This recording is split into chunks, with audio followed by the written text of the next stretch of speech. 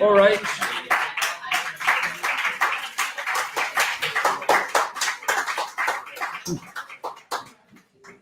So I've asked Lev to pick the people who are going to ask questions or make comments. So you have to attract his attention, not mine. All right, who's first? Who wants to ask that gentleman over there? Thank you so much. Yours was the most stimulating speaker I've seen since Joseph Campbell. Oh, thank you. Wondered what you think of David Bohm, the quantum theorist. The questions about David Bohm, the quantum theorist, or the late quantum theorist. I first met David Bohm with Krishnamurti in 1982. And Krishnamurti and David Bohm had a long-standing relationship of conversations. And so that's how I first came across him. And we had a dialogue together with Krishnamurti. And then, because we both lived in London, I used to see David Bohm fairly often. We got on very well, and his view of quantum physics, with what he called the implicate order, an order behind the world we see, fits quite well with morphic resonance. We did a dialogue about this, implicate order and morphic resonance, which is reprinted as an appendix to my book, Morphic Resonance, which is the third edition of A New Science of Life. And basically, he thought that the implicate order which underlies the world, the phenomenal world we experience, was influenced by what actually happens. So it sort of folds out into the world we experience, and what happens in the world influences the implicate order, so it has a kind of memory. And so that fitted very well with the idea of morphic resonance. In fact, it could provide a kind of physical basis for morphic resonance. So he and I got on fine, and he actually really liked the morphic resonance idea, even though I'd come to it from biology and thinking about inheritance in plants and animals, and he'd come to it through quantum physics. So it was a kind of convergence. The only problem is that David Bohm's work is not the main way that most people interpret quantum physics. And he had a really big picture, and most scientists prefer a really small picture, and just doing the detailed calculations. So unfortunately, his influence hasn't been as big as I think it should be within physics. Right, so next, a gentleman in the dark gray. You know what? That's you. Yeah, could you stand up and speak loud? I was just recently reading Bernardo Castro, is it The Meaning and Absurdity? And I think you were just saying that, the argument would be that you're just in my head. But I think he has this argument that would say that not only would you be in my head, but I'm in your head. So it's kind of like this other kind of way of looking at it. And it seems like that can also relate to your idea of morphogenic fields and, can you give me a little bit more? I might be misunderstanding as well. So, yeah. Well, probably not everyone's heard of Bernardo Castro, but he's trained as an engineer and physicist, and he's been writing books about the nature of consciousness. As a matter of fact, I met him for the first time a few weeks ago, and he gave me one of his books, which is what I'm reading right now. So what's interesting about him is that he's thought long and hard about the nature of consciousness and has arrived at a kind of idealist view. And idealism is the idea that consciousness comes first. He wrote, his first book was called Materialism is Baloney. And it was an almost exact opposite of the current materialist worldview, where matter comes first, matter's unconscious, and then you have a problem trying to explain consciousness emerging in human brains. That's the standard view. He takes the opposite view, consciousness comes first, and matter is kind of dumbed down mind. I think he makes a very persuasive case for a non-materialist worldview.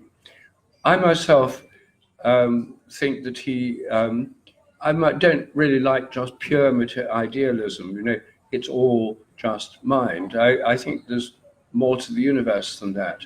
But he and I have started a kind of conversation, and he's very friendly, and I feel friendly with him, and I'm reading his book, he's reading mine, and so I hope we'll be able to have a dialogue together quite soon, and just sort of see where we can go with that. Gentleman with the blue hat.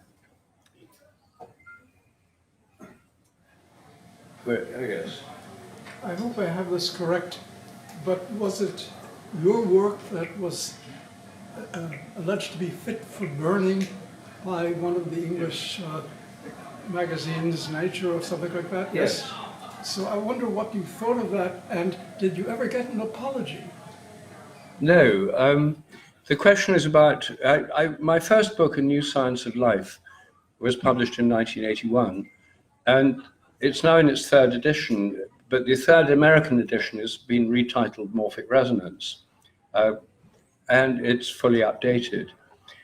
When it came out, I'd spent years doing research on plant development. I was a Don at Cambridge. I did research there as a research fellow of the Royal Society, and I spent years in India working in a fairly high-powered agricultural institute. And I put forward this idea after years of thought and really working it out. I knew it would be controversial. And when the book first came out, to start with, there was a serious debate within the scientific world and in the British media. New Scientist magazine ran a very favorable article. The Guardian newspaper ran articles and so on. And after about 3 months, the editor of Nature, Sir John Maddox, who was a militant atheist, dogmatic materialist, president of the Rationalist Press Association, and so on, I mean, heavily committed to that worldview, wrote this anonymous editorial on the front page of Nature, the most prestigious scientific journal in the world, called A Book for Burning. And it was an extraordinary attack, incredibly emotional attack on my book, comparing it unfavorably with Hitler's Mein Kampf. I mean, I just couldn't believe this when I read it. You know, this was so over the top. And the result of it was that my phone started ringing, and I was on BBC Radio with Maddox in a radio debate, and this was covered by all the press, and the first printing of my book sold out within days, and my publisher absolutely loved it. So it had a good effect on book sales, but his aim was to excommunicate me from the scientific world, and for heresy, which is what he actually said. When he was interviewed several years later by the BBC, he said, Sheldrake deserves to be condemned in the same language and for the same reasons as the Pope condemned Galileo, it's heresy. And he said that seriously, incredibly enough. And the result of it was I became dangerous to know. And so if people invited me to give seminars in universities, then some of their colleagues would say, look, you can't invite this guy, it'll bring our institution into disrepute. And even to this day, the main speaking things I do in universities are not to faculties, but to student societies, because this heresy thing has continued. The latest outburst of it was my TED talk, which was banned a few years ago. I gave a TEDx talk called The Science Delusion. And this was attacked by two very militant materialists and atheists in the US, Jerry Coyne and P.Z. Myers, who didn't attack what I said. The usual format these attacks take is not to attack what I say, but to attack the institution that gives them a platform. So they attacked TED and said, I'm a pseudo-scientist and a charlatan, and they'd ruined the credibility of their entire brand, and my talk should be forthwith banned.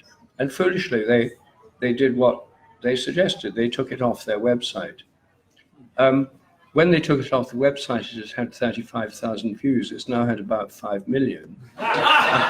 So in a way, it was tremendous publicity. But again, it's a double-edged thing, you see, because it's one thing to sell books, but my main aim is to try and change the scientific world and the practice of science.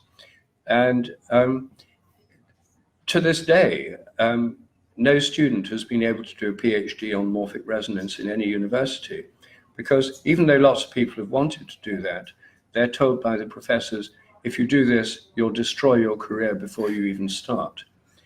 What most people don't realize is how extraordinarily dogmatic the scientific world is. I mean, in every other area of human activity, we're used to plurality. You know, in literature, there's different schools. In politics, there's different parties. In a court of law, you get to hear the prosecution and the defense. You hear two sides given equal time. But it's not that way in science. The dominant orthodoxy controls the funding, the positions, the journals, the peer review system. And people are terrified of going against it. Not because they believe in it, but because they're just afraid they'll spoil their careers. And so the whole of the scientific world is full of people who don't really like this dogmatic materialism, but they don't like to speak out in public. I compare it to Russia under Brezhnev, you know, when people in public pretended to go along with communist ideology, but in private, how many really believed it? And when the Soviet Empire collapsed, how many totally committed communists were there? There were certainly some, but it wasn't everyone. I just want to comment on what you were saying, and that is the vehemence. I mean, if they or anyone were critical or objected, they could do it in a pleasant discourse, or even with humor. But Yes. to do it with such a severe, punitive thing, to me, means they are very fearful of the truth. Yes. I think they are, but the thing is that there are these organizations, militant materialist organizations, who are very highly motivated. They think they know the truth. You see, they're not evil people. They just think they know the truth and that everyone else just has beliefs, false beliefs. And because I differ from them, they think I must be a charlatan or a pseudoscientist. And it wouldn't matter if it was just a few people, but it controls, this attitude controls the grant-giving system for science, the educational system, the school system, all over the world, in every country. And there are militant organizations based on this, for example, guerrilla skeptics on Wikipedia, who've taken over whole chunks of Wikipedia, my biography page, everything to do with parapsychology and alternative medicine, has been completely distorted to fit their agenda. So unfortunately, they have an influence, but I think it's waning, and I think they are frightened, but they do have a disproportionate influence. So could you talk about that other side? Because since you've come out since the 80s, I guess you appeared on the scene with the New Science of Life. You've had a huge impact on people on ways of thinking. I think there's been a sea change, and because there's so many people looking at these ideas, there's more of an integration of this non-material worldview. Yeah. And how do you see that when you travel around the world? What signs do you see of that population sprouting up? Well, I think there's a large number of people who've moved to a more holistic worldview, who've moved to a kind of post-materialist paradigm. But it hasn't really affected the official educational system, nor government, nor business. And say you look at the grant-giving agencies in government.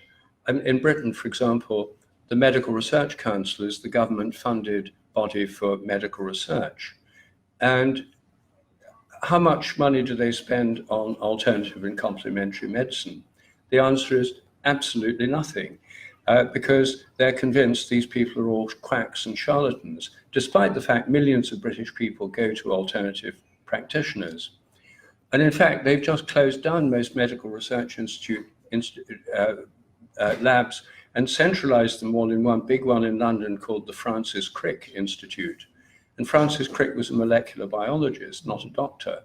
And the whole emphasis is to get down to the molecular level in medicine and make it all molecular.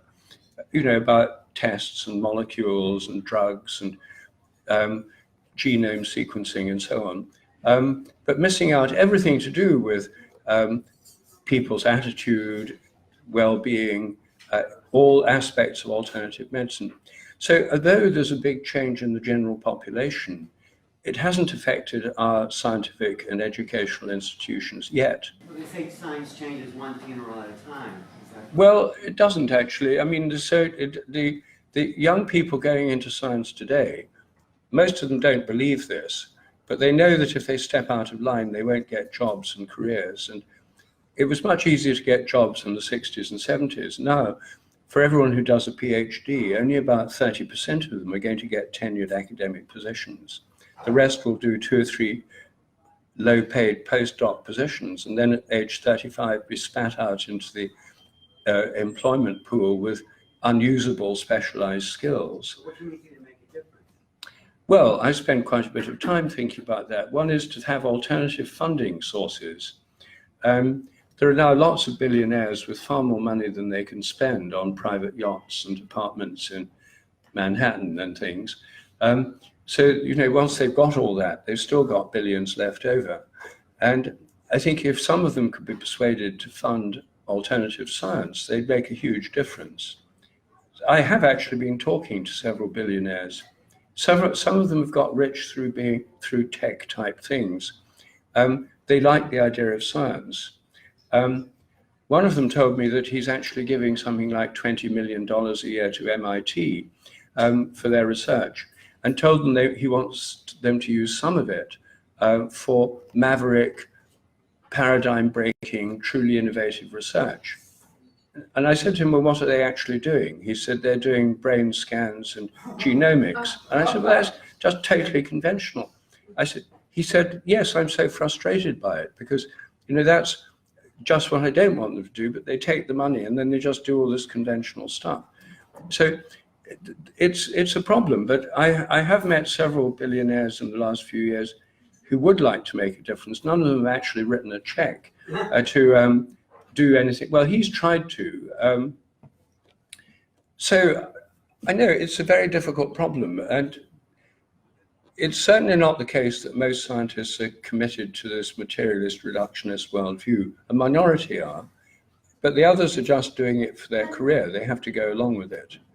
So changing the funding source would be one thing. Changing the minds of scientists is another. And one of the things that's changing the most at the moment is psychedelics.